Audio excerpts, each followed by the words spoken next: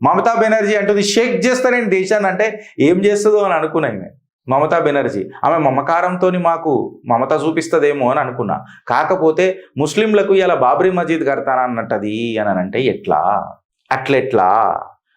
దానికి పలు నాయకులు కూడా గట్టిగానే కౌంటర్ ఇచ్చిర్రు. BJP corners Mamata Banerjee. ఇది షేమ్లెస్ అపీస్మెంట్ అంటది Bharatiya Janata party. TMC supremo ఎవరైతే మమతా బెనర్జీ ఉన్నారో కమ్యూనల్ పాలిటిక్స్ అపీస్మెంట్ పాలిటిక్స్ కి ఆమె ఒక ఎపిటోమ్ అని చెప్తారు, నిలువెత్తు నిదర్శనం అని చెప్తారు. ఇవాళ అసెంబ్లీ ఎలక్షన్స్ వస్తున్నాయి అని చెప్పి ముస్లింల ఓటు కోసము, చొరబాటుదారుల ఓట్ల కోసము ఆమె ఎంత తల్లడిల్తుందో అనే ఒక భావన చెప్తున్నారు. అయోధ్య కేసు ఎవరైతే వేసిరు కదా, ఆయన పేరు ఇక్బార్ అన్సారీ గారు ఏమని అన్నారు తెలుసా? దేవాలయాలు కానీ లేకపోతే మస్జిద్లు కానీ అవి ప్రార్థనా స్థలాలు ఉండాలి కానీ రాజకీయ స్థావరాలుగా మారొద్దు అని చెప్పిండు.